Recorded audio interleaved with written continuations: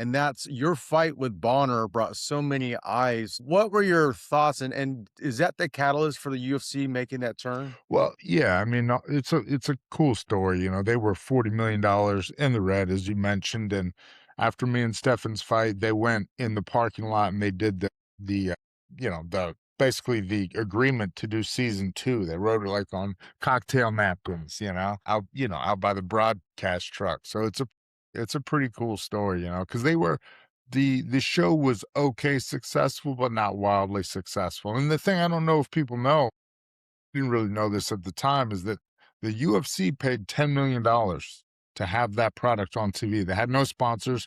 They bought airtime from Spike Television. Needless to say, Spike paid them after that first season. But this it was kind of here. It was like, man, it's pretty successful, but not super successful. I've always hated pro wrestling. And one of the reasons is because the pro wrestling would run late and then it would push because it was live pro wrestling, and they would push the Ultimate Fighter later, and then they wouldn't wait around and tune in for it. They'd be like, oh, I thought this was supposed to be fighting, it was wrestling. And like, I heard people tell me that, and I was irritated that pro wrestling was stealing our fans. And at that time I hated pro wrestling. Now I'm just like, oh my god, it's crazy, how do you guys do that?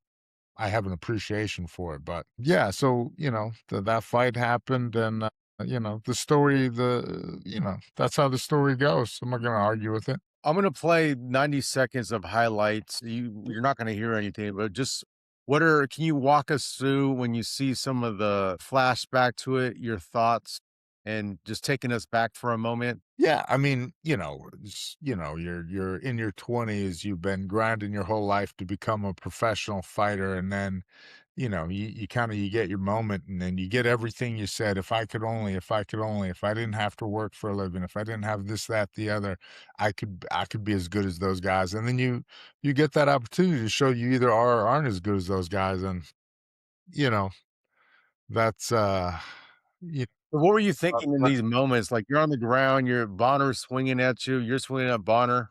Well, that was an interesting tactical error. I went for a submission at the end of the bell that I didn't have, and it exhausted me. So the second round, he just beat the shit out of me. Fortunately, and as you see, I couldn't breathe there. Blood's run down the back of your throat a bit. But fortunately, he beat me up the second round. I Bugs Bunnied him, and then he was also exhausted in the third. So I was able to come back and win the third. When you're at the decision, right, where we're gonna see it, they're the young Dana, young Yeah, Chuck. yeah. I get a lot of people, so the last thing they tell us before we go in is there's a 3-minute overtime round because there's a contract on the line.